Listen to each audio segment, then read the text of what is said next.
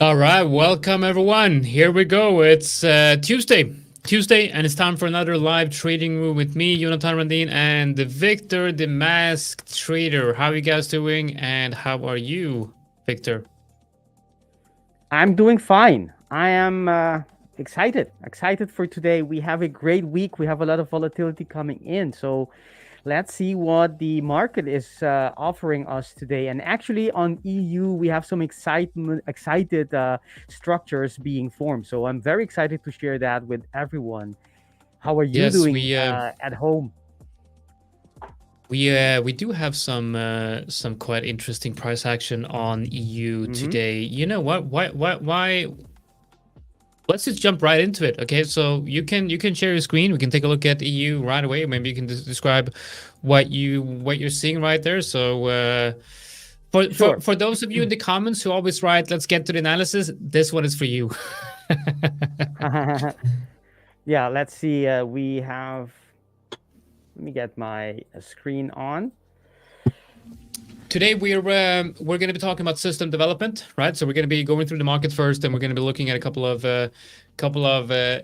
um, ideas that we have, and Victor's going to break down EU right here, and then we're going to be talking about how to develop systems. So I'm not gonna. It's not going to be a structured course. It's more going to be a discussion between me and Victor, where we can perhaps talk about the way we developed our systems and maybe give you guys some tips on how you can develop your own system. So, two professional traders sharing their tips on how to develop a system. Because you know what? A lot of times I see people, they ask me for help in trading, and I ask them, what's your system like?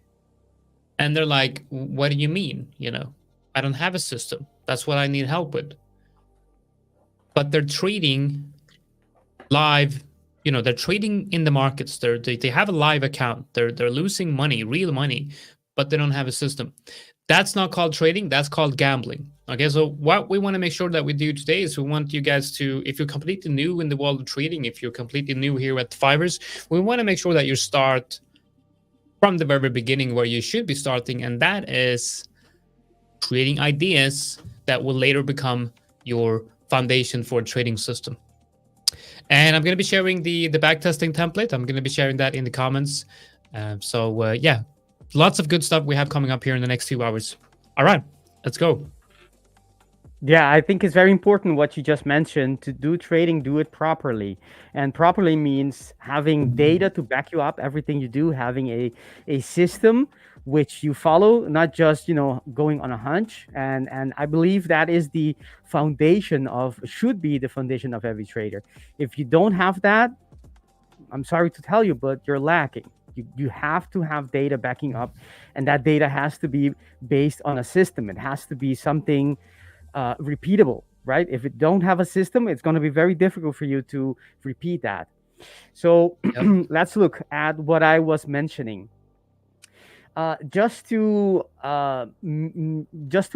mention this, right? Let's go to the H4, which is the highest time frame on for my day trades. I was mentioning yesterday that we were at this. Actually, let me go back to the daily.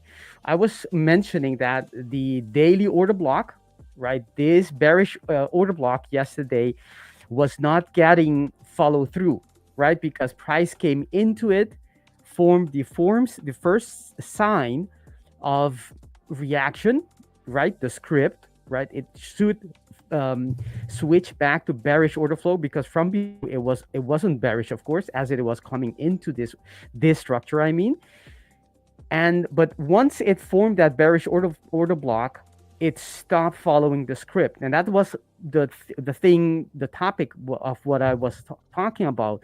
It's not doing what it was supposed to be doing, right? It was forming bullish order flow, and it was having follow through on that bullish structure, which does not fit with the bearish scenario.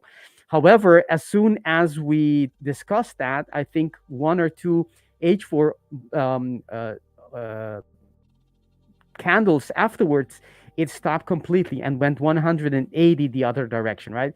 It went up, and of course, this was started on Lagarde's speech, but I look at that, right? The news are just catalysts for for price action. It doesn't mean that if it didn't happen with Lagarde, it would have happened with something else. It doesn't really matter. And from that point, right, on the daily, it has been going very, very you can't see that now, but it has reacted. It hasn't been able to close above that structure, so it didn't invalidate it, and it's now, in hindsight, it seems that it reacted quite nicely. Although yesterday at the beginning of the session, it didn't look at all that way. What I'd like to say, or what I like to see, is that, all right, so we do have it reacted on this structure, and that is an opportunity in its own. I will tell you guys why. It's not here yet, but the other opportunity, of course, is the other side. If this is the order block, the bullish order block, and we are indeed in a bullish market structure, right, coming from below, making higher highs, continuously making higher highs, right? This high is higher than that one, so the market structure is still bullish. If that is true, then it makes a lot of sense that it's going to bounce from one of the daily order blocks, right? This is the daily. And what do we have? We only have two options. We only have this one below here, and we have the one we're currently in, right? I don't know. We don't know in advance what's going to happen, so I don't know which one of the two it will use, right? It could use that one, but I think that's because it has already been tapped into, it's already mitigated. I would assume that that's the possibility of that are lower. So I'm going to assume it's only going to be using either this one or that one. I mean, bullish order block, right? Okay, so if it is going to have this first option, or the first scenario for a bullish one, where is it going to put its low, right? That's the question that I ask. And since this is the daily, you have to think, okay, on the weekly, how will the weekly, the next coming few days will look like? If we have a bullish scenario, it's obviously going to close higher, right? And maybe this week will do this, right? I don't know if that's going to happen. That is just a scenario that makes sense, because if we think that this order block, which was the first option to be the first assumption, then it's going to bounce. It's not going to stay there the whole week, right? Reasonably thinking, it's going to bounce. If it's going to bounce there, it's going to have go, and considering the rest of the week has another 3 bars to go, not even including today, it makes sense that it ends up higher, right? And which to me would be that macro target, which is a previous high. Okay, so if we have that, this is just a bullish one. If we have that, and today, if today is going to be, right, that's another assumption. If today is going to be putting in the low, where is it likely to be, right? And if we go to the lower time frames and we see, what do we see? We see, if we measure for today the ATRs, we see that one is at around, and I say 2 because we have the ATR is quite, depending on what number you're using, it has some differences between 67 up to 80, right? So there's a little range there depending on how sensitive you put the settings.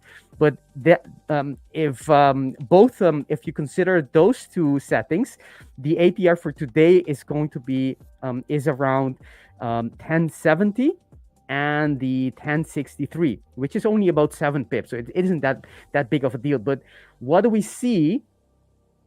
Where do we see that ATR suggesting a possible low of this week? I don't know if it's going to happen. I don't have any information, any predictive value, but just if that is going to happen, that is exactly where we see to the left, we see a structural low, right? It makes a lot of sense that price might come in, take some liquidity before it changes direction. That makes a lot of sense to me in terms of if it's going to go higher, right? Price might come here and take the stops, take liquidity before it changes back and continue higher. And on the daily, it makes a lot of sense, right? It's going to squeeze. It's squeezing right now this order block. And if it were to, take out take liquidity from this swing low and then change direction, that makes a lot of sense to me, even if it doesn't go all the way and reach for TP. So what I'm looking for is what signs, right, do I have for a reversal in this area, right? After it reaches one of these two, maybe it'll reach the lower one, maybe it'll reach the only the upper one, the ATR target. What signs do I have that this is a great area for reversal? And if we look at this is a bit extensive, but if you look, we have a quasi also like so, right? And actually the neckline is there, right? And if this is the 50% retracement on that movement, so any structure that is below that 50% would make a lot of sense. I have one structure here on the H4 below us, way below at 1008 more or less, but there is a structure here quite wide on the H4, which is this order block. Let me mark that out, which is this order block, which is not very helpful, right? That order block, but it is there. So it is doing. That's another thing that aligns or is confluence to what I just said before, right? So I have another argument in confluence. And if we go lower to the lower time frames on the H2, we also have using the same structure and the same quasi, and being as selective as before, we have only two H2 order blocks for entry. This one, which is not relevant right now for today, and we have another one we just entered. That makes a lot of sense. I have the H4, I have the H2 telling me that this is a great area for price to reverse. Plus, I have the ATR not very far away from current prices, telling me that if price today, that gotta get that into the equation, it has to happen today. If today it reaches these levels, right, the ATR levels, just from the perspective of an ATR, it's going to be very difficult for price to go much lower because it's overstretching its daily average, right? So it makes sense that from that moment, it will switch order flow and starts going up. So everything seems to be synchronized for a great entry. If it happens, I don't know that, but if it does, I will be there to capture it, because these are the moments when you have different structures, quasis, bigger, quite large structures, but also the ATR in confluence, telling me that this is a great area. So that is one, and this is only the bullish scenario or setup. The seller is I'll tell you guys later about it. Otherwise, I'll fill up the whole hour. You mean, okay? So the sellers. What do you mean? The like a short opportunity? There's a short opportunity too, but it's not right now. It is based on this daily order block, which we did see this nice rise reversal from, right? So there is a chance that is the beginning, right? That we are setting a top of some sort of that will be, have some kind of continuation later. Because we did react from that order block, which was to the left from this current swing high. And I was not wanting. I was hoping that price would give us a outside bar yesterday, and it didn't. That's one reason to think maybe that bearish scenario isn't that likely, but we have enough reason to to consider it, even in spite of that fact that we didn't get it outside bar. But I will talk about it later, because that's not something we can use today. It's going to be something for, I think, maybe at the end of the week, maybe the day after tomorrow, maybe next week. So I'm not sure if it's my connection, if it's your connection, but please let us know in the comments if you are experiencing any issues with the connection, if there's any lag. I will. I don't think it's my connection. Maybe it's Victor's. I don't know. Maybe it's mine. But let us know in the comments if there's any. If you are seeing any issues with the connection. Yeah, audio issue from Victor, says Akash. So maybe. Okay. So we've seen in the past that sometimes when you restart your PC, it works. If you want to do that, that's completely fine. But otherwise, we'll stay on and see if it gets better or not. But we do see that there's a few comments here saying that it's your connection that is lagging. Okay. Lagging a little bit. How's the quality of my? Okay, how's the quality of my audio? Because the quality of your audio is good. But it's going. It's connection issue, like lagging, going in and out. But it's working. It's working now. Okay, we can test. If it keeps on, if it persists, then I will do a reinitiation. Yeah. Okay, so what I wanted to show, because I think you're done with the EU, I wanted to break down a trade that we looked at yesterday, right? So yesterday we talked about CAD JPY. We talked about this trade right here, and how we talked about how I wanted to take a trade when we had we had this 4-hour candle closing live on the show, but and then we have that last low or that wick or that high prior to the breakout. But this isn't really a breakout, right? This is more of a it's more of a strong momentum move right into resistance.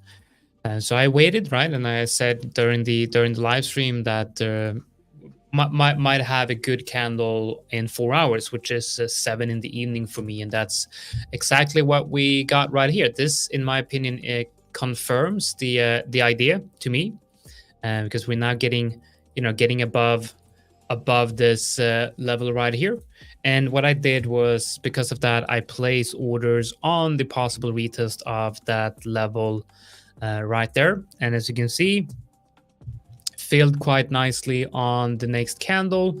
We can go all the way down into the 1 hour and see that was just almost a perfect fill right there. You did not hit that level, and that's why you want to front run that level as well. This trade did not get filled on my personal account on Oanda, but did get filled on the 5ers. And the reason for that is basically the spreads are wider on Oanda than it is on the 5ers. Very, very tight spreads with the 5ers. So I got filled on the 5ers, and then of course it hit that TP right there. So that's the first and only trade of the week, and that one was yesterday. Now, of course, looking at this, we are seeing a new potential trade forming here. I'm going to remove the drawings here. Let's see. I'm going to create a group of drawings here. I'm going to rename that trades. And we're going to be putting this. Excuse me. I got a cold. I'm trying to. I was going to say I'm trying not to speak too much, but that's obviously going to be an issue being on the live stream. What I'm seeing right now is we see a potential retest of this area below, right there.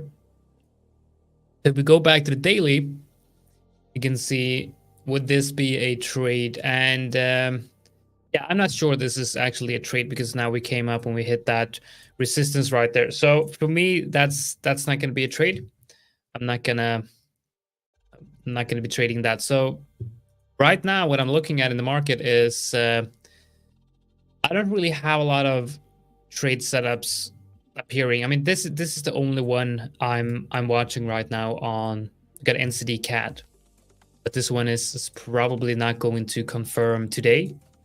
It's a bit too late to have a 4-hour structure confirmation on this one.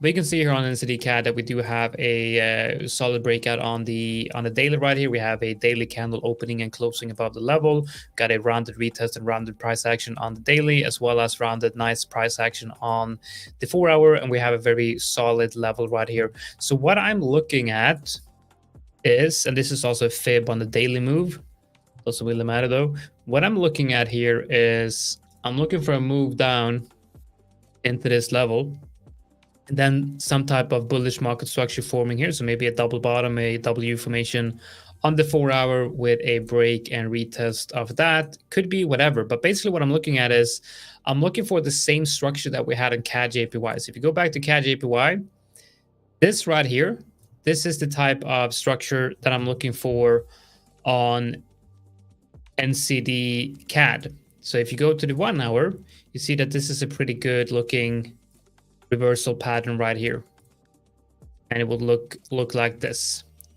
That's the move that I traded, right? So how is that going to look on NCD CAD? Well, it could be like I said, it could be a double bottom on the 4 hour like this, but it could also be quite compact price action on the 4 hour, like, you know, something like this, and then that breakout. So it's obviously not going to look like this, but it's going to be, you know, maybe more like this, you know, and the double bottom or the W formation won't really be as clean and clear on the 4 hour, but as long as I have some type of sign that this level is being used as support, and then I want that 4 hour strong bullish engulfing or that thrust candle getting above the neckline, and then I'll place limit orders on the possible retest. So that's the trade I'm looking for. Let's see if we can find anything interesting in the interesting list right here. So we got CHF JPY. Now this is interesting because we have a level here, and we're retesting that level right now after a break. So what does this look like on the daily? Kind of makes sense on the daily. Let's go to the 4 hour again. Could this be a trade? Could this be a trade? Let's see.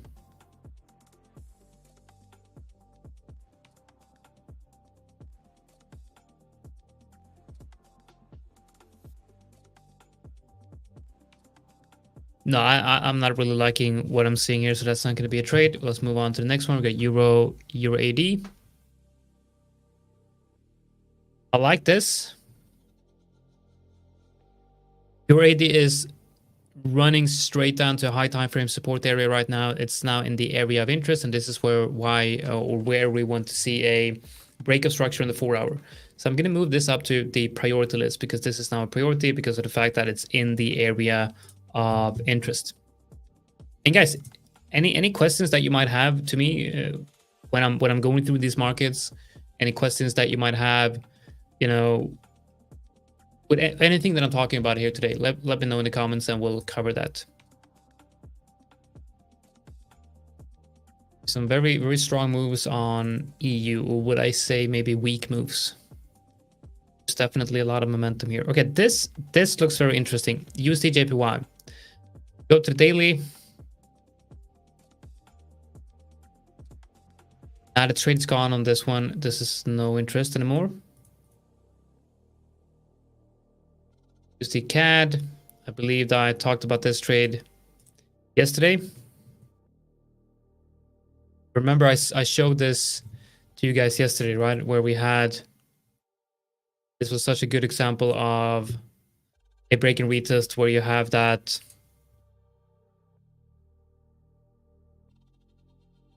this is that thrust candle we talk about, right? That breakout candle. And then this is the level where that was broken. Then what you want to do is you want to mark out the highest high that price broke, which is that one right there. Then you can see price reacting very nicely to that level. Right there. If you would have had your orders in on that level, this would have been a rather quick win. You want to have your stops below the low that created the move. And then I'm looking to TP at just 0.53R, but you can also, of course, just look at these highs right here. Almost 1R on that one. This is a very simple concept, very, very simple concept that you can apply to many different types of trading systems when we go into the system development phase. Alex is saying USD lots of accumulation, time for a breakthrough, maybe breakout. Let's see.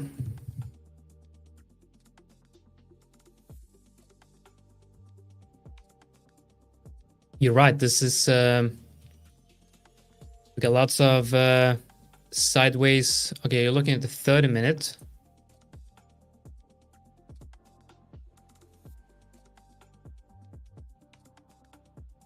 I mean, I want to look at this from the daily perspective, and on the daily, you can clearly see that it's a very clear range here.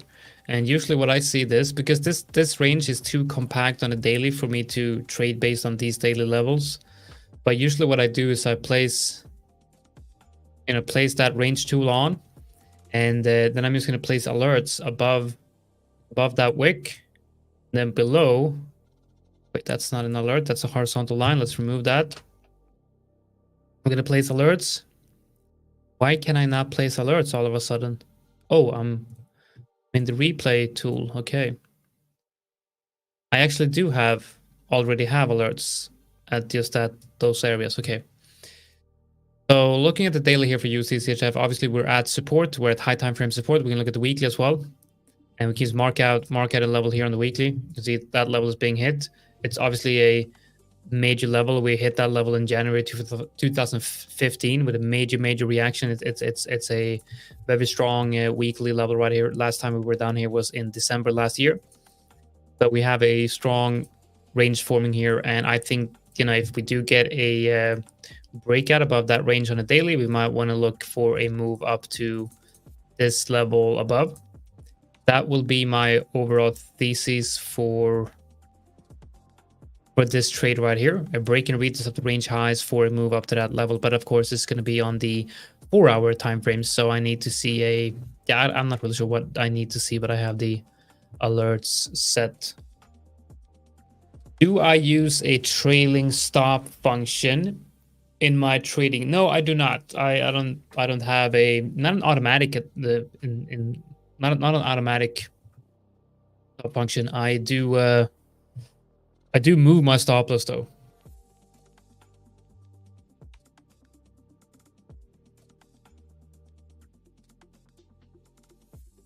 See if I can change this around a little bit. My face is just, image is too small. Let me see if I can do this. No, never mind.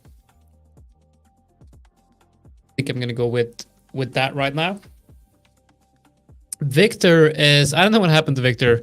I think he got a bit sad over all the negative comments with his audio. Obviously, he took that way too personal, and yeah, he's gone. It's just me. It's just me. I'm sure he'll be back. Oh, he's actually here. He's in the background. Okay, okay, so what is your bias again on Euro AD? Let's take a look. Euro UAD, not Euro U. Euro AUD. Oh, look at that. Yeah, okay, so yeah, I'm reacting to this like it's the first time I looked at it, and I literally looked at this a couple of minutes ago. All right, we're back. I'm back. Yeah. I was all the time in the background, but I was looking to optimize my connection. I have Nice. I have different choices, and I'm prepared for moments like this, but I need to check which one is the best, and I was checking all kinds of connections. So it Nice. should be better now. Yeah. And let's Much better. continue. Yeah, okay. So yeah, Euro AD right here. Now, we're obviously seeing a huge move to the downside, and if you look at the weekly, I think the level that I've marked out here is historically a very strong level. I mean,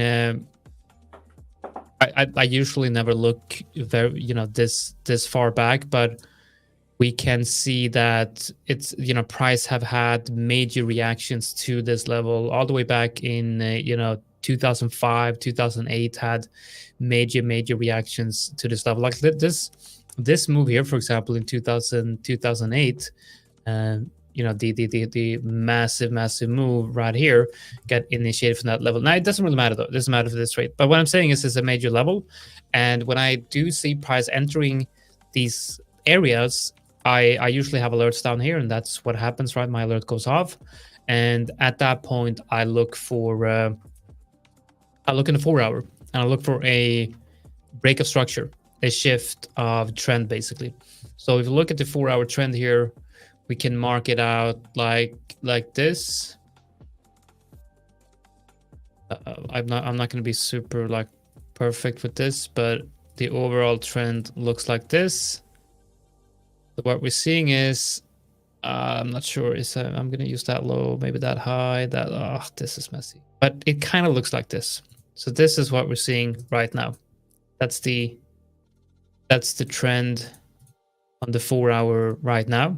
So what needs to happen here, like let's assume this is the actual low. What needs to happen, I'm going to mark out that one as well. So what needs to happen, and I'm going to mark out that one. We need to create higher highs and higher lows. And usually what I see is, it's going to start looking like this. We have equal highs and equal lows. And then you'll have perhaps a strong 4 hour candle closing here. And when that happens, I will enter long positions on the breakout level, stops below the structure, and then TP at 0.53 R. So this is going to be a small move. And what I'm also currently backtesting is the idea of, instead of just using a fixed TP, I'm looking at the exiting at the FTA, which in this case would actually be front running this area. So it would actually be 0.62 R. A small difference, but of course with the high win rate and small differences like that, your 0.1 R is going to make a huge difference when you look at hundreds of trades. But that's what I'm seeing on Euro AD. But we can also get this pattern down here. So we might have a move like this. It doesn't have to happen here. It can go like this as well. So, and then I would probably TP here. So it's all about looking for that 4 hour break of structure at the level of interest, and the level of interest is the daily.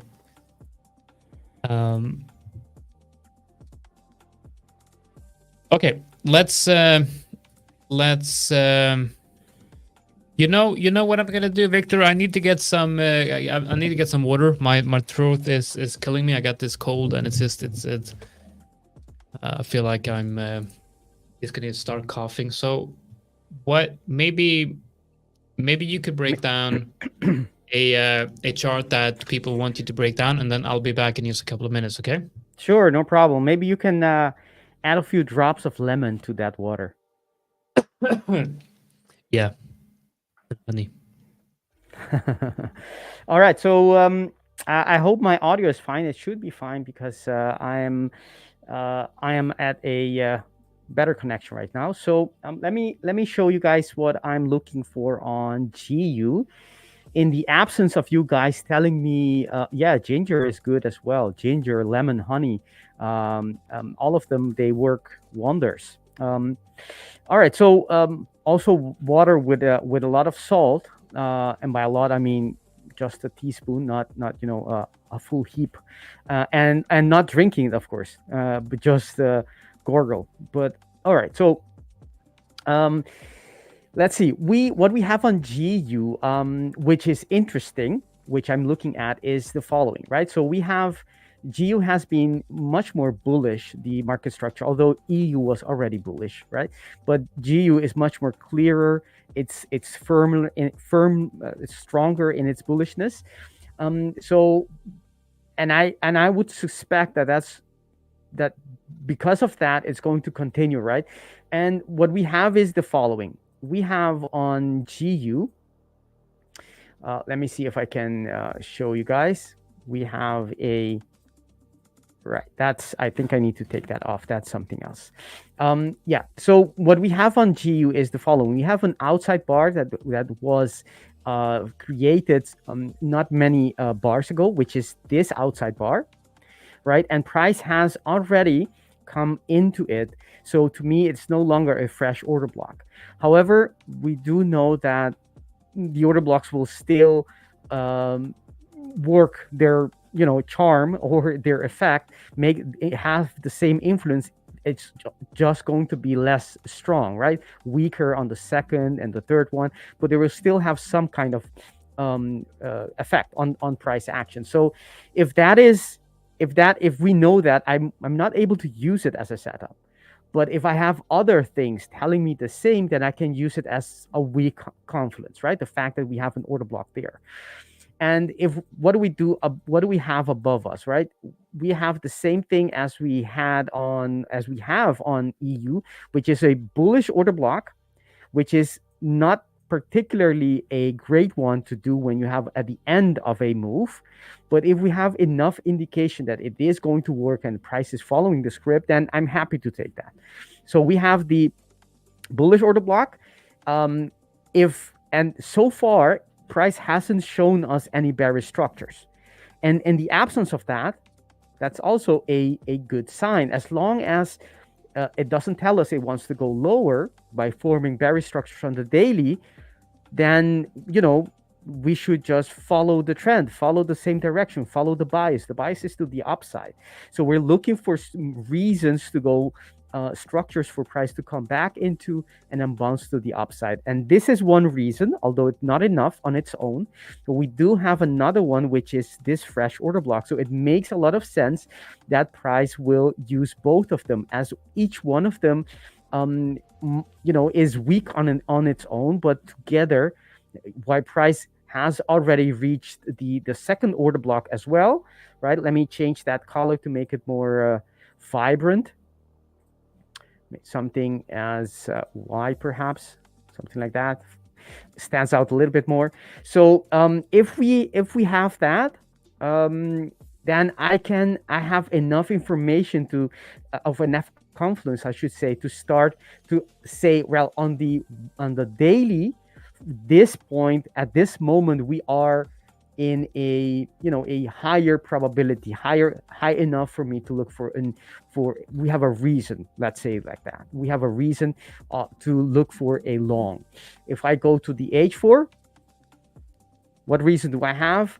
I don't have any right now. I don't have a quasi long in any case, and I don't have a fresh order block. So that's one miss there. However, if we look at a lower time frame, the 1 hour, right, this doesn't have complete alignment, but it does have a quasi here on the 1 minute. This being the neckline, it breaks it, comes back to that order block. And the question is, what will price do here? Will it reverse and start printing bullish structures from here on the H1? It hasn't done that yet. But if it does, and that's the test, if it does, then we have a reason on the H1, and maybe the reason on the H4 that we're still missing is yet to come, right? So it doesn't have to be in the same sequence daily, 4 hour, then on the H1, but they all have to be, when you're entering, they all have to be aligned, like a lock, like someone picking the lock. Everything has, all the mechanisms need to be aligned. So we don't have the H4 yet, but maybe that's something that might happen today. So I'm looking for things that aren't there yet, but I'm not going to trade it until I see them, right? Until they actually present. So far, they haven't presented themselves, and there's nothing to do here. But that is interesting to me. If I see that we have alignment on the daily and the H1, and maybe the H4 is coming on a little later, and we can take a long from there. And if we do that, let's look at the ATR to see if it's as attractive as it is on EU, which I just mentioned. I'm going to take these away so they don't bother us in our measurements. All right, so GU, in terms of ATR, we're looking at 100, and it's currently at 78. So there's about 21 pips still to go on the daily ATR, and that means that it has, based on average, it has a little bit more to go if it is going to, make reach the limit to the 100% of the ATR. We do have Jolt's number at in about 1 hour and 19 minutes. That could be a reason, right? Influx of volatility, it goes down, touches those limits, and at some point, maybe starts reversing and continuing the higher time frame market structure, which is to the upside. If that is happening, let us mark this. That's 32.89 more or less. So I'm going to mark that. And let's see, I'm going to copy from let's copy this from EU and apply it here. Oh, I'm not sure I can paste it here, but it doesn't matter. It's going to be this. Let me do it like that. I think I didn't make a template for it, but doesn't matter. Let's put it in D1 ATR, right? There we go. All right, so that's the level. It isn't as nice as it was with EU, but remember, we don't have the structures yet. So maybe, right, you don't know what isn't there. So maybe we can have like a wick going on here, getting closer and coming back and giving us, without invalidating this H1 order block, right? If it invalidates, then the structure is off the table, then I'm not going to be taking it. But the next candle theoretically could, have a wick, touch this, come back, form a bullish structure, and if it does that, then it is, it would be something I could take because it has the H1, H4, and the daily aligned up. So that's something interesting, I think. And on EU, we're getting close to that area. We're already in that between these yellow lines. These ones are already taken out. So I will have to take that structure out of the way so it doesn't obstruct our view. There we go. And this one is also not particularly important since we can see that price has been squeezing it quite a lot. So we are left with an H2, which is at the end of the structure, and we're looking for a possible take of that low, taking off liquidity, and then perhaps a switch in order flow, and that if it happens, it will have reached the ATR of some, well, not all, depending on the value, as I said, but it will have reached D1 ATR for some values, so which is great. So I'm looking at how price will, if you go to low time frames, how price will behave as it reaches here, right? Does it start decelerating, something like this, and then perhaps switch, and then from that on, I want to be on with that. If it happens, it doesn't have to happen, right? It can keep on going lower, then I don't want to be part of it. Let's check the chat. I see. All right. I think it's time to look at the system development. Talk about that for a little while here. Time flies today. We've already gone through 45 minutes already. Quite fast, I must say. I didn't mention, by the way, before we switch topic, I didn't mention this, but on our Discord, I was looking on Monday, right? Yesterday, we were looking at the possibility for this week, and one of the structures we have on the weekly time frame is the one below us. By the time I mentioned it, it was very far away so far that I said it's probably not going to happen very quickly. But lo and behold, we are already in that structure. So we have more reason to expect some kind of reaction from this order block, right? This is a bullish weekly order block, which you can understand. If we have a structure from this, a reaction from this structure, it is adequate to have a weekly target, which is even further away from the targets that I indicated before, which are based on the daily, right? So that's very exciting, but we will come back to that maybe after the topic of today, or maybe tomorrow. Yeah. Okay. So system development. Now I want to ask you, Victor, what's the in your opinion, what's the first thing, when, how should I put it? So you're coming into the market and you're like, okay, I want to develop a system. You have a basic understanding of technical analysis. Let's say you've gone through a couple of different courses, you've gone through baby pips, you know what you need to know about technical analysis to actually create a system. So that what's the first thing you want to do? Well, the first thing is I would ask myself, what is the phenomenon, what is the pattern that I believe in, that I have seen many times, and I have a feeling, if I don't have the data yet, you only have an idea. If you have, I have the expectation that it is powerful, right? It's repeated, it repeats in time, and it's something that it's very obvious. I can see it, right?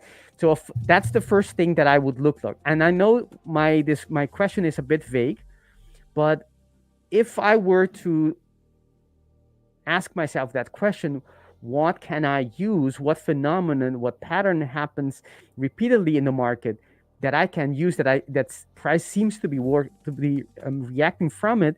I would say, for example, let's say the order blocks, right? That's something that I believe firmly in, and I not only believe in, I actually have the data to back me up. So that's my phenomenon that I refer to. That's the pattern that I would focus on. But it can be anything that you think is something you can recognize, right? A specific pattern that you can follow. So the first question is, what phenomenon or pattern do you know that has an effect on price action? That's the first question that I would ask myself. Yeah. So I think, I mean, that's where beginning. And I think that's exactly what I'm trying to get to here. The first, you have to have an idea, right? You have to have an idea. So you might have read somewhere, or read a book, or going through a course, and you might have this idea that says, you know what if I do this? What if maybe this works?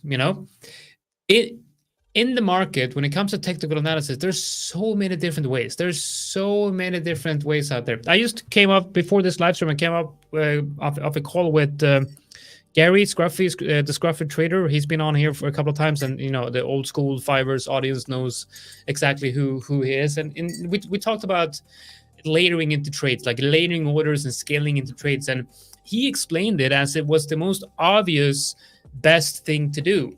And and then I'm listening, I'm like, yeah, that makes perfect sense, but it's just not, it doesn't work for me. And it kind of hit me that we have two people here trading almost, similar in a way, but also very, very different.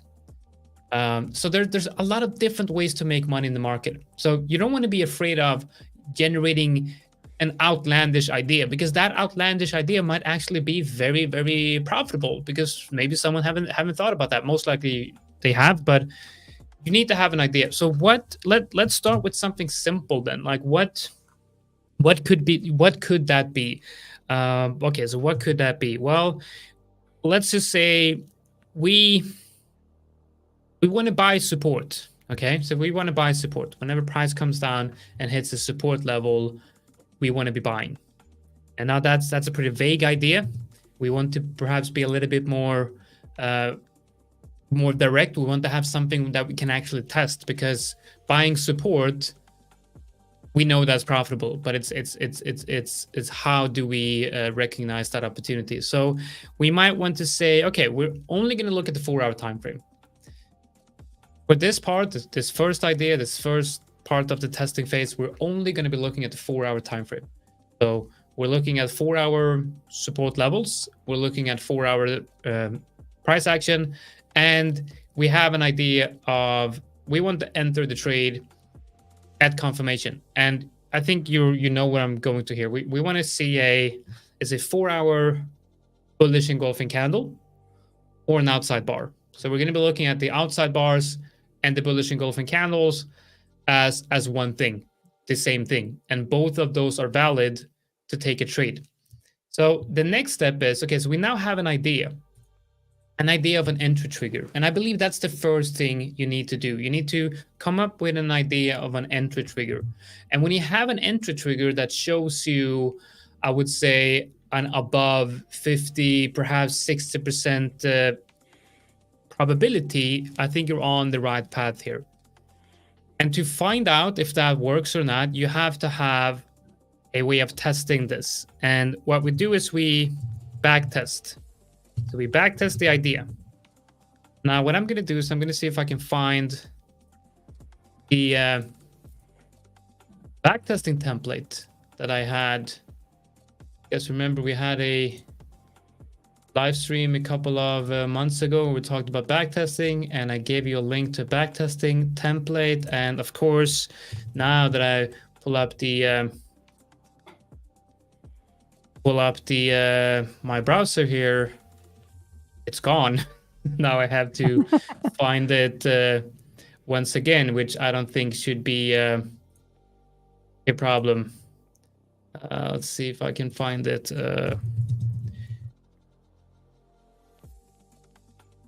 Should be here. Just a minute. What I want to do is I want to make sure that I can. I want to share this one with you guys. So I'm gonna make sure I find the.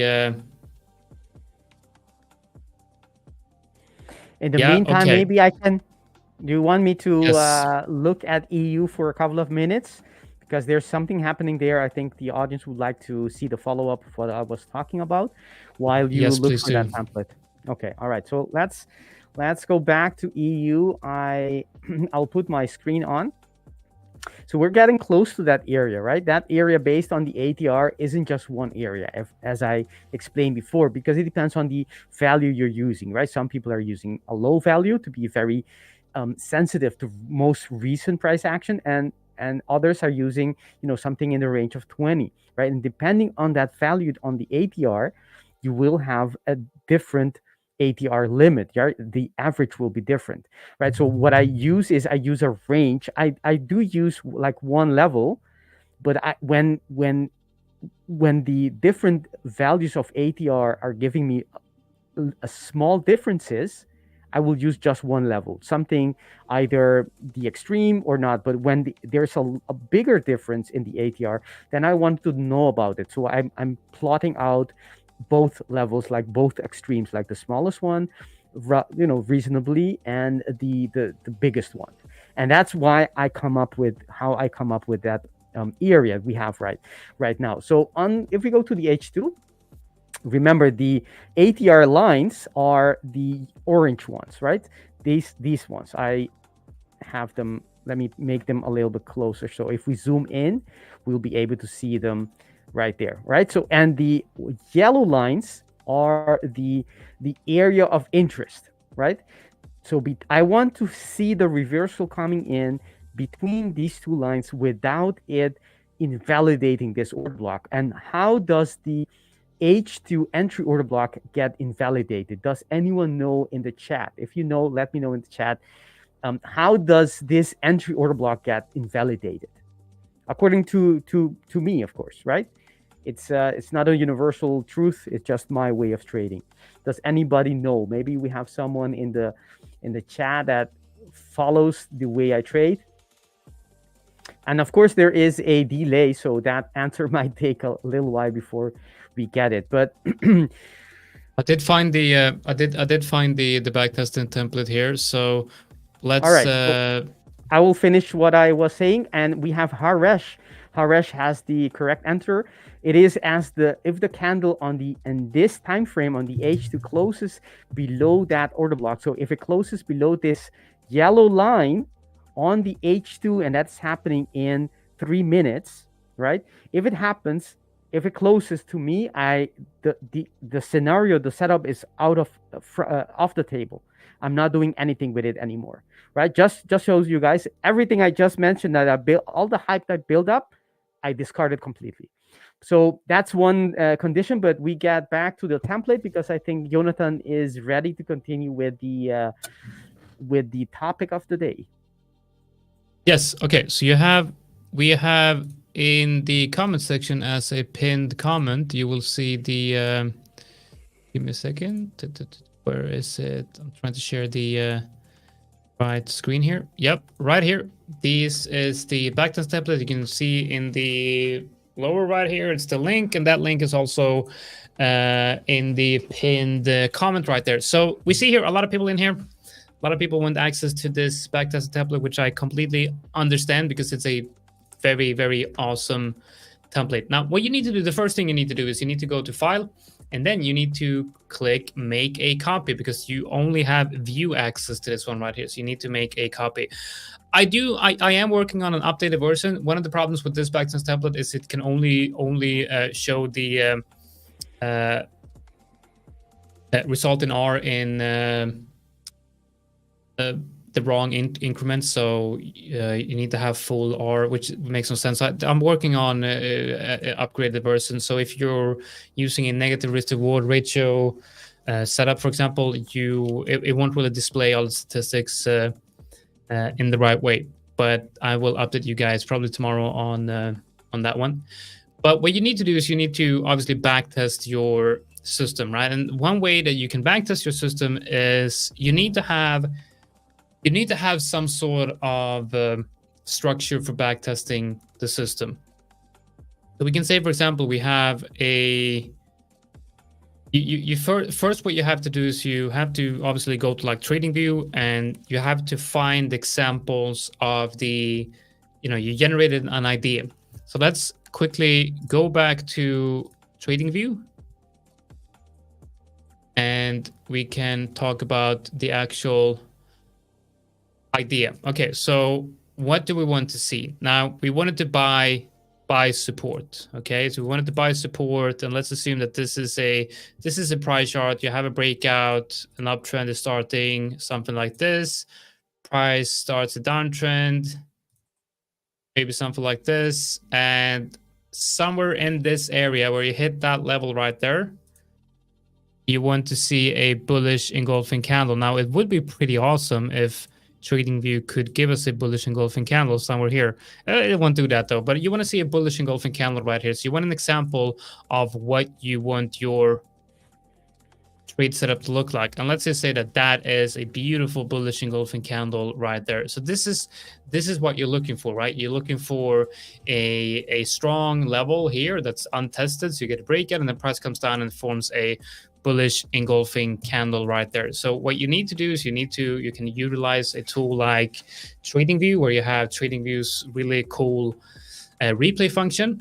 So I would, depend on, now this is on 4 hours, so you'll be able to probably go back all the way, 12 months or the beginning of the year, because on the 4 hour, you're not going to get as many trades as on the 50 minutes or the 1 hour. So you might be able to, have a fairly low number of trades, so you can go back quite a long time to test it. So you use the TradingView replay tool, but what I would recommend that you do first is basically look at historic price action. So you can go back and you can just look at historic price action to see if you're seeing instances where that structure where it has happened in the past. Because if you can't find any scenario where it has happened, then you can assume that it's not a good idea, right?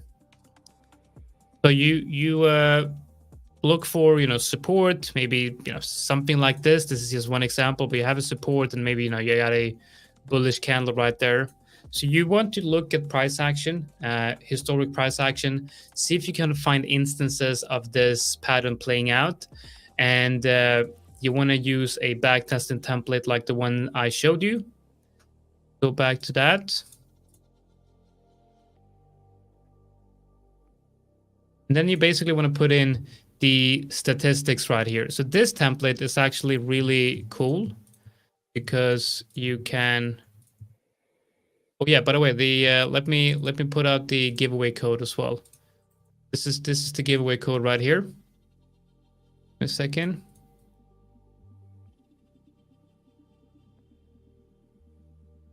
That's the giveaway code. I will also put it in the comments. I will pin that one as well. How do I do that? Yep. Give me a second. Okay, so I'm pinning that one. So you have the giveaway code in the pinned comments, and you have the link to the giveaway in the description. And I will add this backtesting template link to this one in the description as well. So you'll be able to get this after the live stream and if you're watching the replay as well. So what's cool about this backtesting template is you can, for example, you can put in the first the date. So let's say the 1st of October today, and then we're gonna put in the time, based on a 4-hour candle close, maybe at 11. And it will say that this is on Euro USD, and then the result in our, let's say we make 2 on this one. And this is for only that setup, the bullish engulfing candle. Now actually you can track R here, so you'll have to just do a 1 or a 0. The reason why I want to do a 1 or a 0 is we haven't talked about stop loss or take profit targets, right? We're only talking about the entry trigger. So you have to have an idea, right? So what you're getting the 4-hour bullish engulfing candle, and then you want to ask yourself, what's the probability of price, basically moving upwards and using that level as support if it prints a 4-hour bullish engulfing candle? And you could say, I want price to move up 50% of the length of the bullish engulfing candle, or I wanted to move up and hit the last local high, or anything like that. And that's what you're tracking here. And let's say you get statistics like, maybe you'll get something like this, and you'll see that, okay, it has a 58% win rate right here. So let's say I have a big number of trades, and you see that, okay, it actually has a 50% or 58% chance of moving up to the level that you marked out. So you know that there is some probability, there is some edge in this bullish engulfing candle. And what you do at that stage is you need to try out different stop loss and take profit ideas. So going back to trading view, we can look at this, and we could say that, let's see if I can find just an example here. Bullish engulfing candle at support. Let's assume that this is support. So for the sake of this example, let's assume that this is support. And your idea is that price, when you print a 4-hour bullish engulfing candle at support, your idea might be to see if price moves up the equal length of half of this candle. That would be this. So let's say you enter on the close of the candle, and you want price to move at least up to this level right here, which is half the length of the previous candle. And you're looking for, you need to find ideas for stop loss placement. So you could have different ideas for stop loss placement. You can have, below the lowest price, which could be that one right there, maybe below the candle that initiated the move. And then you test this, right? And you go through the same backtesting template and you put in the result in R of the actual trade setup. And when you've done that, you can try different things, like looking at, instead of 50% of the previous candle, you just want to take the trade up to the next trouble area, the FTA, which is basically the next area above where you thinking that price might run into resistance, which in this case, I would say is that one right there. And then you compare this take profit strategy with the previous take profit strategy, which was taking profits here. And then you compare the results, which one is more profitable. And then when you have an idea of that, you test a larger number, right? So when you do find a combination of stop loss placement, entry trigger, and take profit strategy, which gives you a better result than rest of the testing, then you start testing it on a larger number. What's interesting with this backtesting template is you can actually test many different entry trigger at once. So let's say here we have a 4-hour engulfing.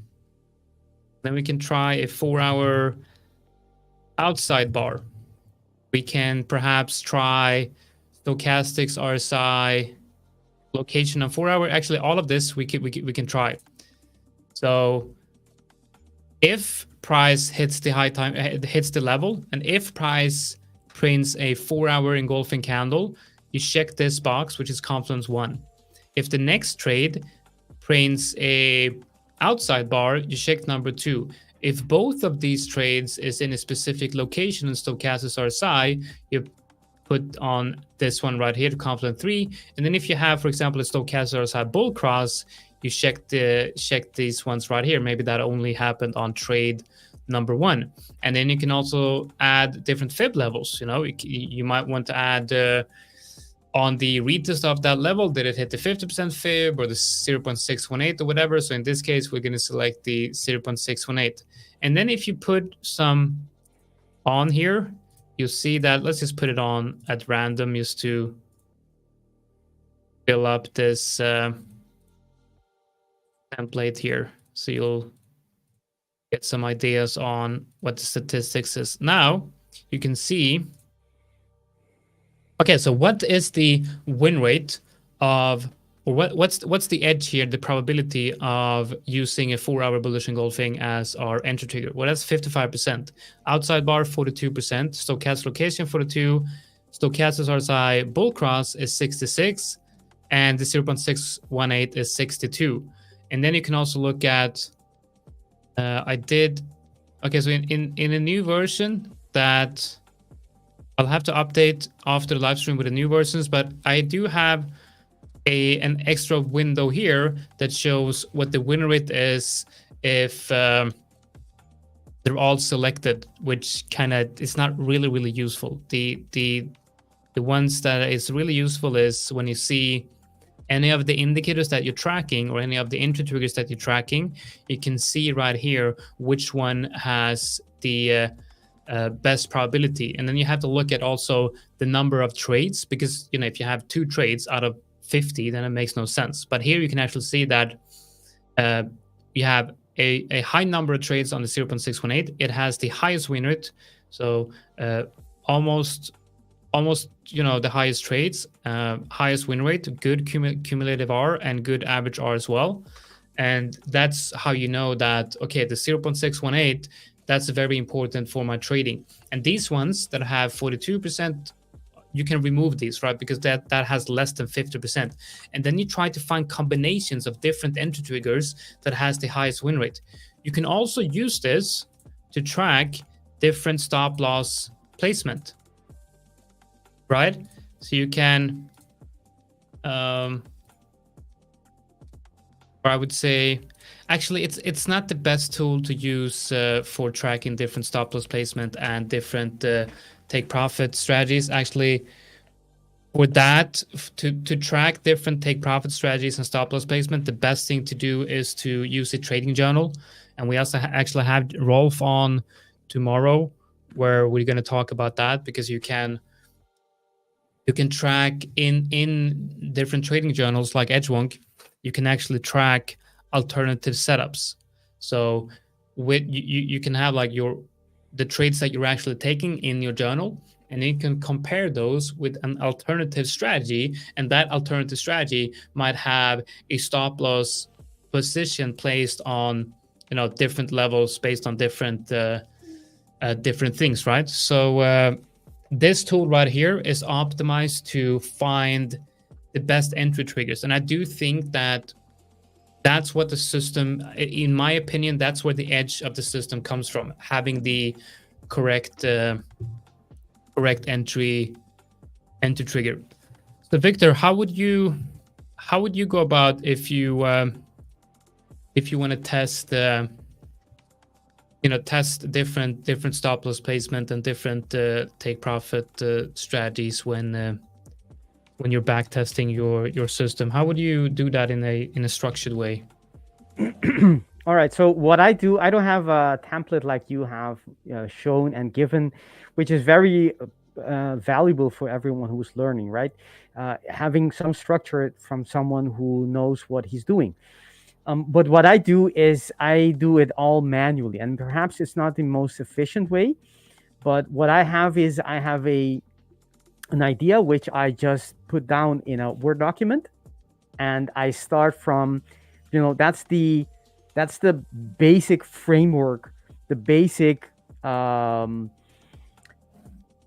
framework of the whole strategy, right? It starts with a Word document telling me that explains why I think this phenomena or pattern works. Then what I do is I think of areas, right? So that's the confluence part that you're using, which is very efficient, I think. I think of what are the scenarios where this idea will likely have a higher chance of being profitable, right? Like say, if I have my order block, what does the order block, where does it need to present itself on the chart to give it better chances of being a profitable trade, right? And that's a logical, and you need to have experience in the market to know this. But is it when we are at the lower range of a lower part of a range? Is it when we are in divergent? Is it close to a higher time frame structure? Is it whatever? It can be anything.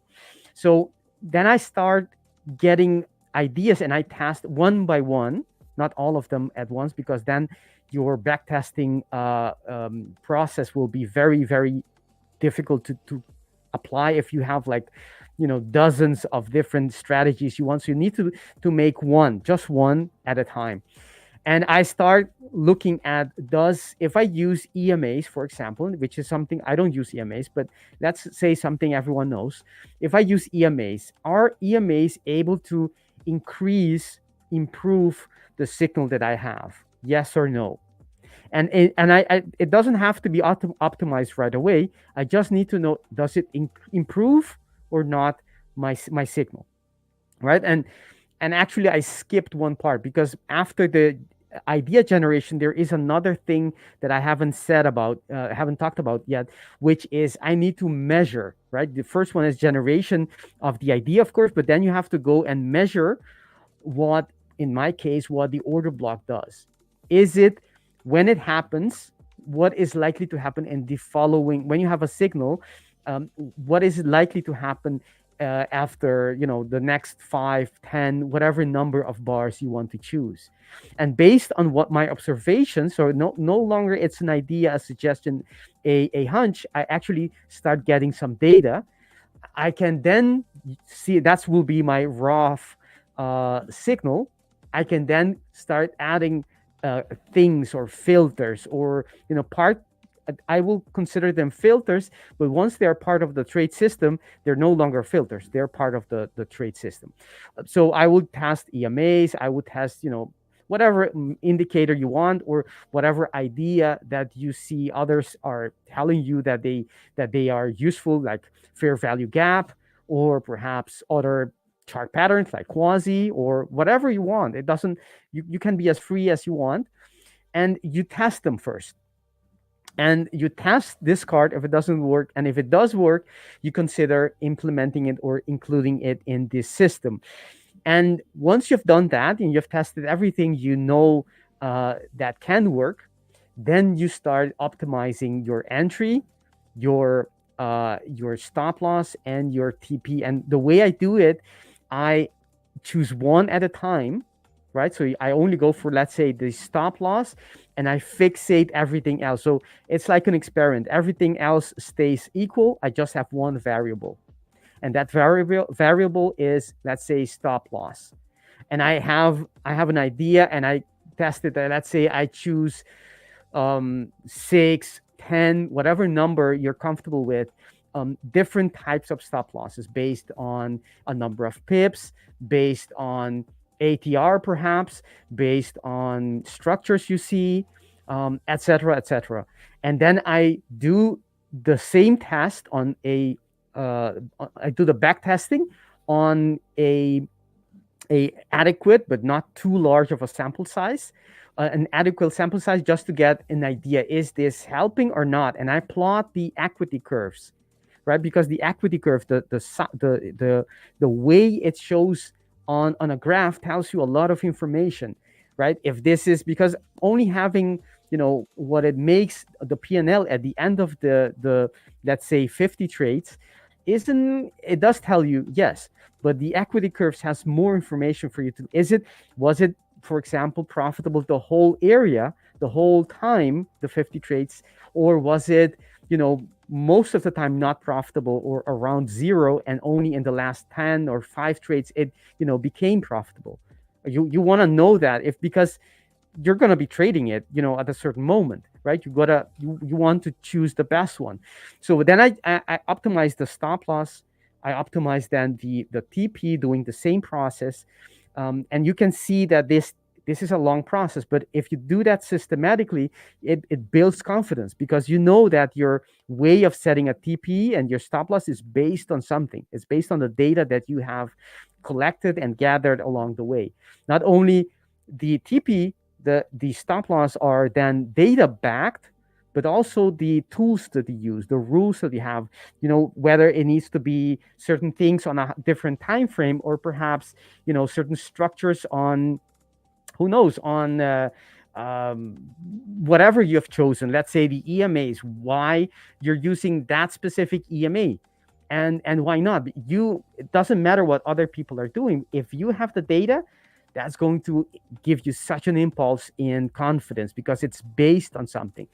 Once you have done all of that, right, you have optimized the basic parameters of your system, right, the time frame and the stop loss, TP, and everything that is defined by the setup. The next thing you have to do is do a more extensive back testing. That's what Jonathan was telling. You have to do some more testing just to confirm that the data that the results that you got from the back testing isn't curve fitting, right? That's a real thing. Curve fitting is when you are over optimizing everything and you're picking out, right, a profitable system, but it's not based on a profitable, let's say, let me put it this way. If you have a data set, right? If you give anyone a data set, if you over optimize it, I will be able to find some kind of settings that by chance are profitable, right? But if that system, that those parameters are actually profitable, only depends when you will only be able to see that if you test it on a different set of that data.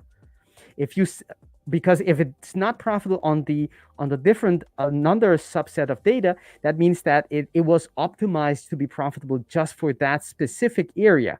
But that doesn't make sense, because if you're going to be trading with it, you're not going to have the same data. Of course, you're going to be trading it live, where you have random data feed coming in, not that specific. It doesn't make sense. So if it's curve fitted, it's not going to be profitable in real life trading. So you have to make up or correct for that risk. How do you do that? By testing the system that you optimized on a different set of data, and preferably maybe a different time period, maybe a year before, a year after, doesn't matter, depending on what you've chosen.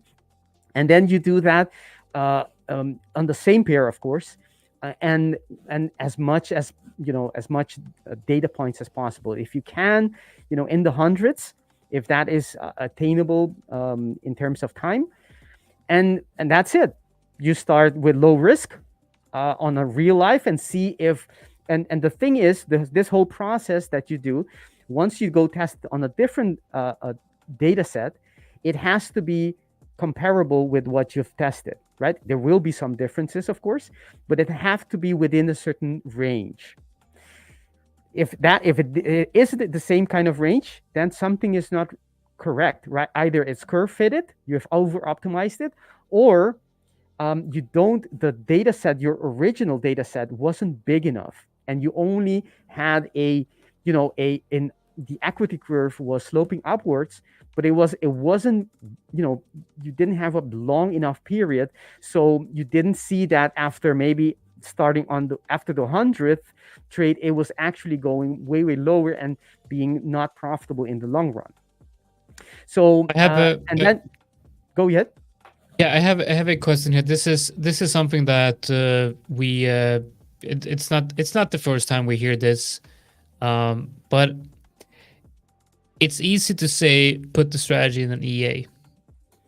So put the strategy in EA. That is super mega complicated. Okay, because you have to take your idea and translate that idea into code, and code an indicator that will actually open and close positions based on your idea. And a lot of times when we're doing this initial testing of a system, it's going to have a lot to do with discretion, at least in the beginning, when you're figuring out what's working or not. And I think the end goal for everyone should be to have a systematic trading, because that will help you with trading psychology and everything. But it's much easier said than done than just to backtest this automatically. I haven't really been able to do that successfully. It's very, very complicated. Also, how can you account for slippage due to trading with large lot sizes in your backtesting? Oh, sorry, I just barfed right into the mic. That was not very professional of me. Okay, so how do you... I didn't notice it. Well, now you know, and now everyone can go on the replay. And actually, if you're watching this, dear Mr. Editor, let's not make a clip out of that one. I don't want to go up on TikTok for that one. Okay, so how do you take into consideration the slippage? I mean, the commissions we can just add a little bit on the take profits, and then obviously when you're talking about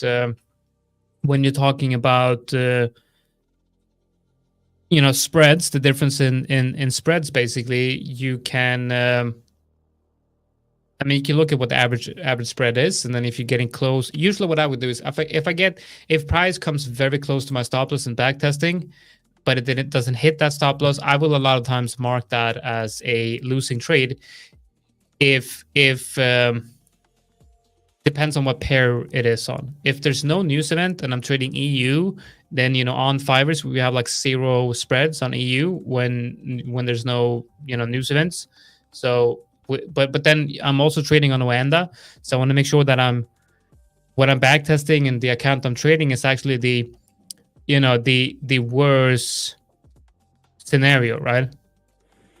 That's what I wanted to say, but you can have on slippage, you can have data as well.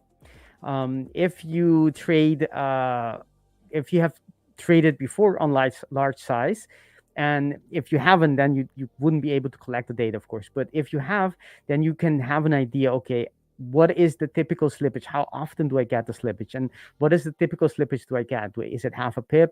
Is it 1 pip? Is it many pips, right? And you start to, you can build that into your system. Let's say you are, although I think slippage is not going to be an issue for most people, because most likely they're not going to be trading that large of a position unless you do that with high impact news. Right? So it's going to be, let's say you have data and you have, I don't know, 10% of the time you have some kind of slippage, and the typical slippage is half a pip, right? What you can then do is you can apply a rule to the entry, right? Like half a pip, all your trades. That's quite aggressive or quite conservative to do that, because you're not applying to just 10% of your trades, but all your trades. You're assuming that, all of them are, having slippage, which is unrealistic. But that way you can do that with your entry and your exits. And if that is too aggressive, too conservative, what you can then do is you can apply that to perhaps, I don't know, not 10%, but something bigger, maybe 40% of your trades. And you can look at your stats and say, let's say you had 40 winners and 60 losers, and you have a number of pips in this case, right? You have to go back into pips because the slippage is in pips, it's not in R. So if you translate it back to pips and you say, okay, if in 40% of my trades, right, from the 100 trades that I took, 40% I assume half a pip slippage, that will translate 20 pips, right, after 100 trades. Then you deduct that from your trade and see if you still have, in pip terms, if you still are positive, you have a still positive expectancy, right? If you don't, then it means that the slippage can, potentially eat away your profit and make your system unprofitable. So there are ways you can assume and estimate what the effect will be of slippage, and you can play around with it. But the best thing is to do, if you measure 10% of the times, make it twice, 3, or even 4 times that percentage. That's what I would do. But then you have to have some kind of data for that. You have to have, made those trades already. And I would assume that a lot of traders who are starting out wouldn't be trading that kind of lot size anyways. If you have proper risk management, you will likely not be trading anything that big that will cause you that much slippage, unless you are, getting stopped out on NFP, things like that. But what I have on the screen, before you say anything, Jonathan, is what I mean. What I have is, if you, let's say you start backtesting, you started at this right where I have the line right now, and let's say this is after 50 trades, and you have an equity curve that is actually going up, right? By not having enough data, right, you don't know for sure. It looks like, if you say, look at this, I would say, wow, this is profitable. It's solidly above the 0 line. It is not close to break even. This is a profitable system. However, when you have more data, maybe you will see that in time and you move along, you have more data, you will see that it's not that profitable at all. Maybe it's not even profitable. This is important because this can happen if you have too little data points. And 20 may seem like a good number, but it's way too little. 50 is a little more decent, but it's still really too little to know for sure, right? You gotta have much more than a couple of dozens of trades, because any strategy has fluctuations, and you don't know what you're seeing if it's just one, leg up from your strategy, but you're not measuring the leg down, right? And it's after you have multiple ups and downs of your strategy, you can assume, let's say you have something like this in your strategy, and you can see that, It doesn't matter how far you go, it doesn't come back and make lower lows, right? In terms of technical analysis of your equity curve, right? That also can give you an idea. Okay, this is having, the drawdowns are not becoming bigger, and I can see a trend here, right? The trend is, this is the trend. There is a clear trend. And this is the information you can get from plotting your equity curve and not just going with statistics. You need the statistics, of course, but plotting the equity curve has a lot of information because it can give you a good idea if this is the trend. And the other one, the trend is perhaps just break even, right? The other one, I mean, this strategy, right? It's actually a little bit break even or even losing a little bit, right? That's the average of the trend basically of that equity curve. If you have to think about this if you want to make sure that your system in long run will be profitable, not just call eureka because you have, I don't know, 20 trades, 15 trade, and you have a positive P&L. You're not there yet. So that's what I wanted. So now we back tested a different, we have an idea, we back tested that idea, we find an entry trigger that works, we find a combination of stop loss and take profit strategy that works. So the next step, the third step is we've created an idea. That's step one. And then step two is back testing, and then step three is demo trading. Now I do not recommend that you go straight from back testing to live trading. You need to actually see how is the system performing in the live markets, and I think also more importantly, how are you executing the system? It's not only about how the system is performing, it's also about how can you identify the setups in live trading, and can you trade them according to the plan. But there's also, you also have to optimize, potentially optimize the system in demo trading before going live. And I think the best way to do that is to be very detailed in your in taking notes on all the trades, and basically journaling your trades throughout the demo trading period. And I get a lot of questions on,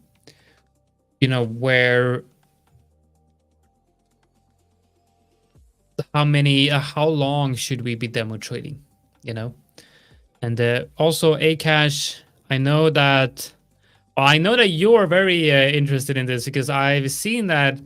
I think you might have a video. I think you might have so maybe, I don't know. Maybe you have. I'm not sure, but I kind of think I remember that face, and I have an update for you. So, the idea was to run these today, but I can't get it to work. I can't get the audio. Like, there's something. I have some issue with the platform that we're using here to stream and to show the videos in a good way. So I'll figure something out, hopefully for tomorrow. So we're gonna have Rolf on for the first hour, and then the second hour, hopefully I'll have figured something. I'll figure it out. We'll make sure to run through everything in the second hour of tomorrow's live stream. I don't want to be playing around with that now, because I'm not sure that the quality will be good enough, basically. But yeah, so what I was talking about, we need to optimize our strategy in demo trading. And I think that what it comes down to is journaling all the trades, and then being very careful at looking at the mistakes, like basically journaling it in the same way as you would if you would be live trading.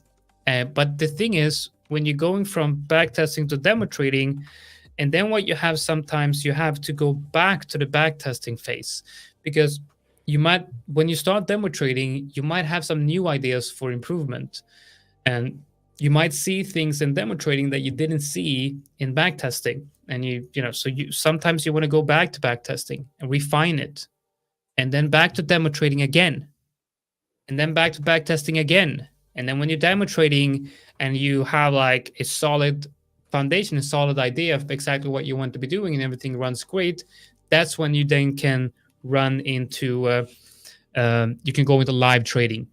But then when you're live trading, it's the same exact process. You have to be very careful with your journaling, right? You have to journal all the trades. You have to look at all the mistakes that you're doing, because the mistakes, when you make a mistake as a trader, that's a great thing. Okay, you make a mistake, and that's a great thing, because that tells us what we're not supposed to be doing.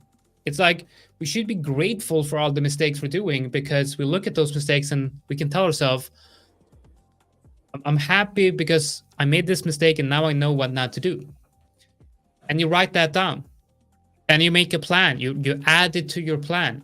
I'm not supposed to be entering this trade until the 4-hour candle is closed. Okay, that's now a rule. That's a rule in my trading system. And then you make something, you do something well, and you'll go through your notes and you see that every trade that I enter on the 4-hour close in the morning has a very high win rate, but the 4-hour close after that has a very low win rate. And okay, I might just stop trading that second 4-hour candle close, and I will only focus on trading the 4-hour candle close in the morning. And that's an idea. That's where you want to go back to backtesting. Test this idea. Is this actually a valid idea? Get numbers, get statistics, look and see if this worked only this year or if it worked 5 years ago as well. You go back and forth between live trading, back testing, and you refine your strategy. And the thing is, your strategy will not be profitable forever. The system you have now will look different in 2 years, maybe. It will most definitely look different in 10 years. So you have to always have that in mind. EU is doing things. That is crazy. Let's take a look at EU. Yep, that's breaking down here. Yeah, we have manufacturing PMI in in 7 minutes, and the market seems to be taking advance on that volatility. And after 15 minutes, we'll have Jolt's job opening as well. So it has some volatility in store for us, for sure. Yep. Someone leaked the numbers. Maybe, I don't know. But we want to see this, right? We want these lows to be taken out and liquidity to be taken out. Potentially, that's going to be fuel for a reversal. If a reversal is going to happen, we don't know that. We are at the end, right? These are 100% ATR. Today, of course, we have more than average volatility. So, it can squeeze even more. But I think if we can see on the lower time frame is a reversal coming in, and especially if we can, let's say at the end of today or during today, we have some structures on the hourlies as well, telling us that, there are buyers coming in, and we can see the reversal on the lower time frame. That could be a great place to be getting in. But you have to be careful, not too eager to get in, because maybe there isn't anything coming up, and it's only going to just continue going lower. That's this is a yeah. I don't see the reversal yet. Yeah, let's see what we get. It's going to be very interesting to see what the moves will be with the news coming out, because we don't see moves like this ahead of news this early. It's probably going to, it usually comes a couple of minutes before, but now it's over 20 minutes until we have the news, which is quite crazy. And I'm not seeing any other happenings anywhere. Okay, so this is a good question right here. If what you're doing here is, you're obviously the mistake that's being made here, and this is something that we're all going through. We're all going through this as traders. You have a backtesting result, and then you go into live trading, and because of the fact that you're not taking the trades live exactly as you would be doing in demo or backtesting, you're getting another result. And there needs to be only a small shift in your mentality or in your execution, your approach, to be able to have far worse numbers than backtesting. Okay, so what's important is you need to be doing things exactly as you did in backtesting. And that's why I have at least 2 hours every week of backtesting sessions, right? So every Monday I backtest, and every Thursday I backtest. Okay, and I spend about 1 hour on each session. The reason why I do that is because when you're live trading, and maybe you're live trading for a few months, you have it backtested for a few months, and you kind of forget what you were looking for sometimes in backtesting. And slowly but surely, you start making small, differences in your live trading. And with time, those small differences kind of compound and become something different. So by going back to backtesting regularly, you reset that mindset. You kind of remind yourself regularly on what the best setups look like. And I think that's the best way to overcome this, the emotional trading. Because if you know exactly what you're looking for, there's no reason for you to make this mistake. If you know exactly what you're supposed to be doing, but you're not doing that, then you have to strongly, reconsider everything you're doing in trading. If you keep on making the same mistake, year in and year out, then there's probably easier ways to make money than trading.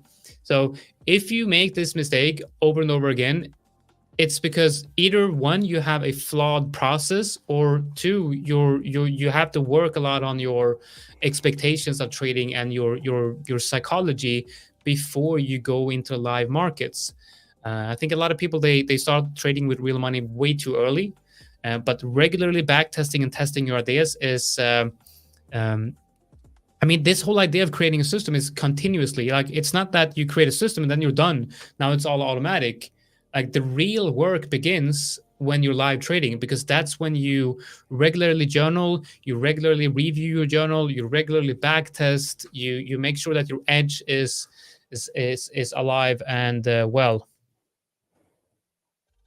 I got this light burning here, and it's sparkling, and it looks like it's gonna explode. So I'm gonna take care of that. Just give me a second. Be safe. Yeah. So let's let's talk about price action. In the meantime, you're very fast, Jonathan. Yep. Very fast. We have reached all the levels that we wanted to see reached, which are this is the last ATR for today. The news is coming out in 3 minutes, 2 minutes and 20 seconds. The first one, which is an orange folder, and then after 15 minutes, we'll have the actual job openings number. And what we want to see is we want a reversal to be formed, although this is quite squeezed right now. It seems like the buyers are, at least at this moment, are not coming in yet. But we want to see the buying coming in without invalidating the H2. So what do I mean by that? On the H2, this is the close that we got, right? That was the last close. So this one, that is the close. It shouldn't close. That bar has, it's going to close in 1 hour and 16. So we have still some time for that candle, but it shouldn't close below this order block. So from this yellow line to that one. So it can do whatever it wants as long as it doesn't invalidate that structure. Those are my rules. You don't have to follow them. Actually, I don't want you to follow them. I want you to make your own rules. But based on what I see and how I read price, it can do all kinds of things. Do wicks to the downside, to the upside, as long as it doesn't invalidate it. And while it hasn't invalidated it on the lower time frame, I want to see reversal. Do we see reversal here? No, sir. No reversal. If you don't see any reversal, you have nothing to worry about. It's not a trade for you. It's not a signal. So that's it. And even when I don't know if you guys, I was distracting everyone watching while Jonathan was talking. I was, plotting and marking the charts. And what do we see, right? I had a entry order block here, right? But I don't just enter because there's that structure there. I want price to confirm that that's an actual structure, that's the actual place where the buyers are going to defend and come in. And they didn't come in. So I have nothing to do, right? And I'm just following price and letting price confirm to me that the structures that it is forming are actually there and they're actually being responded upon. And if it's not doing that, then I just discard the structure. I'm gonna call the low on EU, and it's gonna be this level right here. What This level is level. that? Yep. It's. Let's just put it at 110,481. Ooh, that's courageous. Yep, that's gonna be low. I have a question here. So it seems that Alex here, he talks about how he went from demo trading to live trading, and live trading is not giving him the same results. Which just to make sure that we understand that it's always going to be like that. We're never going to have the same result in live trading and backtesting. Like those who have, yeah, call me. Let's set up a fund. It's very not very often you get the same results in backtesting and demo trading unless you have a completely mechanical system. But the thing is, what I wanted to mention here is, it seems that your problem is missing trades. Okay, you have right here. It says you missed 6 winning trades, and you even have the long tool put on, and then here you say you missed 1 more. Okay, missing trades is not a problem. That's not your problem. Okay, if you would come to me and say, "Oh, I'm taking trades that I'm not supposed to be taking," now that would be a problem. If you come to me and say, "I am missing opportunities," I miss opportunities every minute. Like as soon as there's a movement in the market, I'm missing trading opportunities. Okay, so the problem for most people is they do not take the trades that are according to the plan. If you are taking trades that are according to the plan, but you're missing a few setups, that's not really a problem. That's just a window of opportunities. You got to ask yourself, what can I do to make sure that I'm not missing these opportunities? Imagine a scenario where you come to me and say, "Oh, you know what? This week I took 10 setups, and 9 of them were not according to plan. 9 of them are based on impulsive decisions." Now that would be normal, and that's a huge problem. But missing trade setups is not as big of a problem as you might think it is. So take a moment, sit down, look at your setups, and then ask yourself, could I have taken this trade? Was I available to take this trade? And then figure out, what do I need to do to take the trades? You're finding setups. You're finding setups.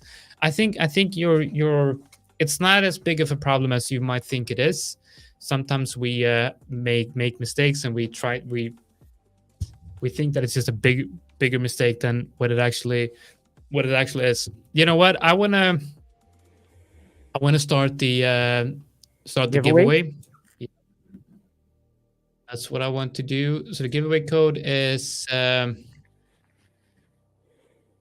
there, SPN401. It's also in the pinned comment on YouTube. And I will select one winner of a 10K bootcamp account.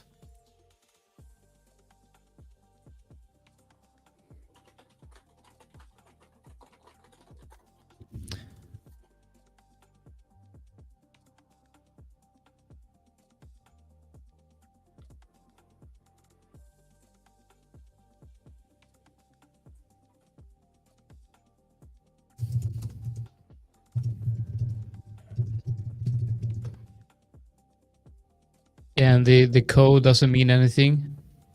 Those of you wondering, it's just randomized code. I just put in. I'm using a tool that will generate 3 letters and 6 different characters at random. And I'm putting them in, because in the past I used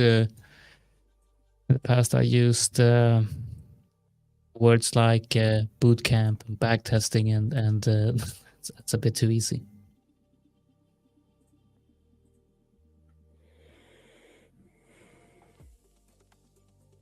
All right. I think everyone that should be in is in. So I'm gonna run the giveaway in the background, and then we will select one winner.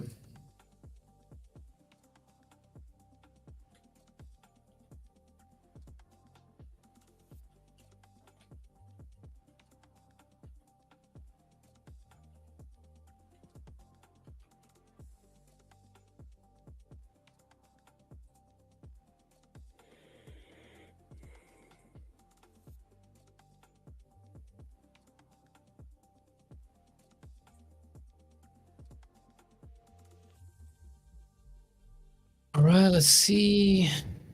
Trying. All right, we got the winner. Someone from the UK. Who's the winner? Show me the money. Someone from the UK. He likes pizza. I think he likes pizza, and I think I remember his name. And he won based on the loyalty points. So this is someone that's been in the live stream before. Pretty cool. All right, so if you can give me the first part of your email, then you are confirmed to be the winner of a 10K bootcamp account. Let's see what we get.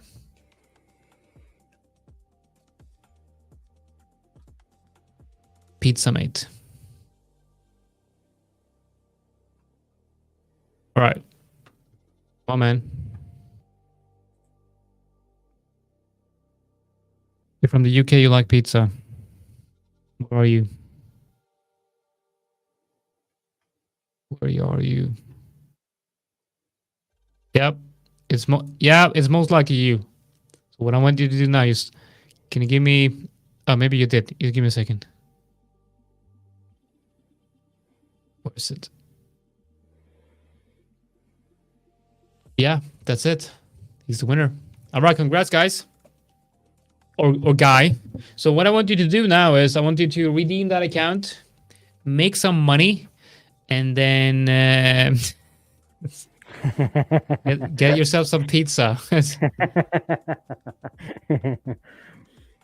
Oh, that was boring. But yeah, congrats, man. Happy to have you in here, and awesome to see that you won the account with the based on the loyalty points, which means you've been here before. Which we're always happy to have people following us and coming in and regularly visiting our. Why is that guy writing 21? Let's get rid of him. 21? Is he spamming the chat with something?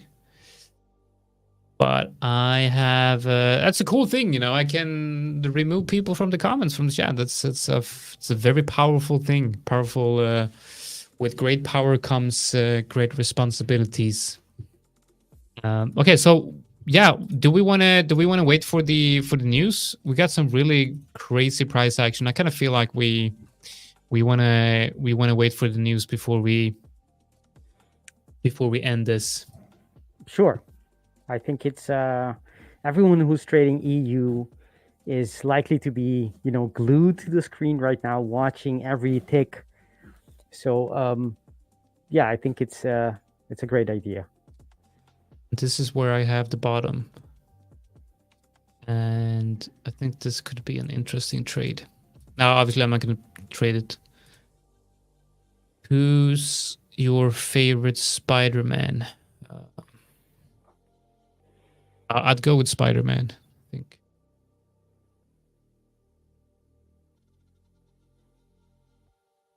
I think the person is asking who's your favorite actor playing Spider-Man.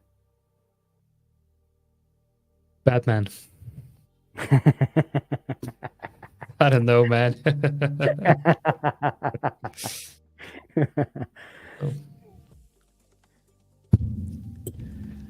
All right, so yeah, we have. Let's look. I think we are right at that moment in price action, right at that level where we don't have any idea of the market where it's going to go, and that's exactly what the market wants to do before news, right? It doesn't give you the cue, easy money to know where it's going to go, and then comes the news and it goes that way. It's not that simple. So Alfred, you should have. Sorry to jump in, but yeah, Alfred, you should have gotten an email from me with the link to redeem your. I'm not sure if you haven't. You can send an email to our trading room at the5ers.com. So send an email to tradingroom@the5ers.com, and I'll see if everything is as it should be.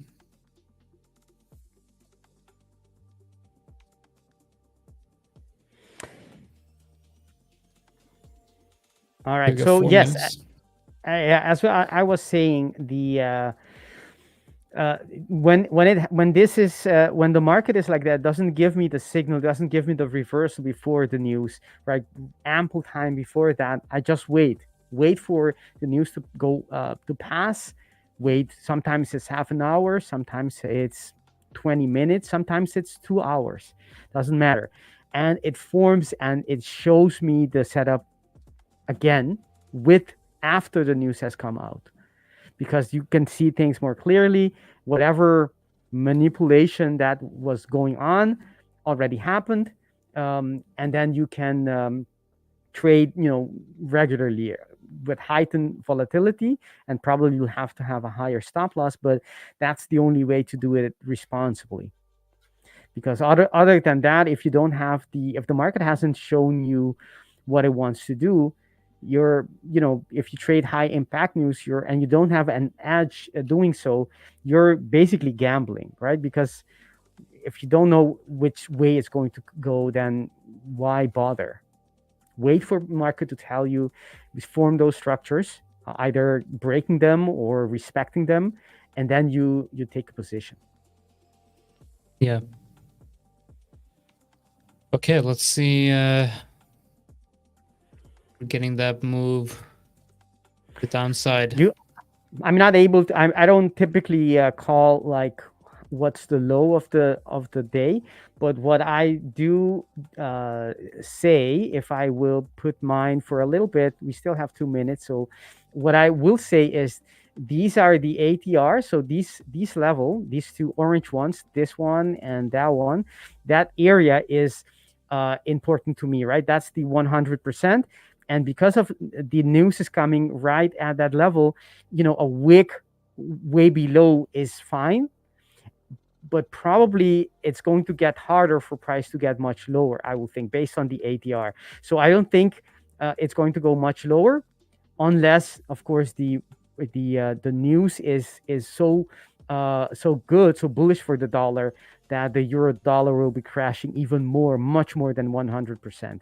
If that is the case, then of course, yes, it can stretch the ATR, many percentages above what we typically see. It can go sometimes 200% the ATR. So the ATR, it's an average. It's not it's not set in stone. It can be squeezed, and you will have outliers, but it's a good indication of what is typical, right? And if the news isn't hugely surprising, it shouldn't go do much more than what is typical. I'll put back your chart, Jonathan. So we see if let's see what happens. if your level will get hit and the market reverses from that level. Let's see what we get. Right, it's got 1 minute. 60 seconds to the news. Got your popcorn ready? Let's go.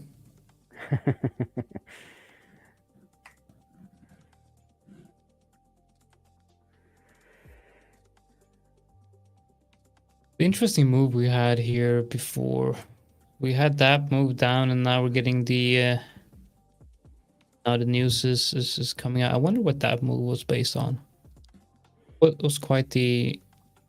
It was 10 minutes before the orange. There was orange news at the final manufacturing PMI, but that happened like 10 minutes before the news. Maybe it was released earlier. I don't think that happens very often, but maybe that's, or maybe the market moved on rumors before the news, because maybe there it is. News is coming out, and it is going much lower.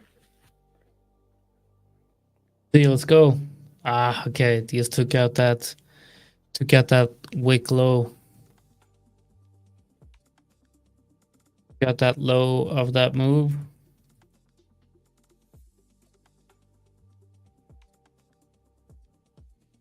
Well, quite a lot of volatility. Yep. The 1 minute candle is right now at 20 pips, which indicates the high. Kind of looks like it's going up. Yeah, I think so too. Yeah. See. All right, guys. I think that's it for us today. Let's keep. I'm not trading this. I'm not really interested in trading this. Let's see on the 4-hour. Could we have a trade here on the 4-hour? No. You know what? What I would like to see here on the EU is actually I'd like to see a move down here and potentially form some type of bottom formation down in that area. So let's see what we can get tomorrow.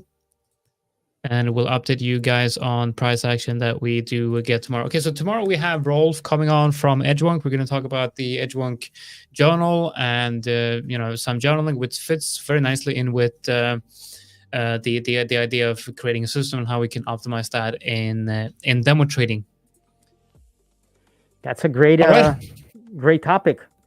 So hopefully we'll have a lot of people watching and learning from Rolf and all the features it has to offer, because I think it's backtesting and data collecting and data harvesting isn't sexy thing, but it's so powerful, so yeah powerful. It's really what it's what creates profitable trader. Like that's really where it is.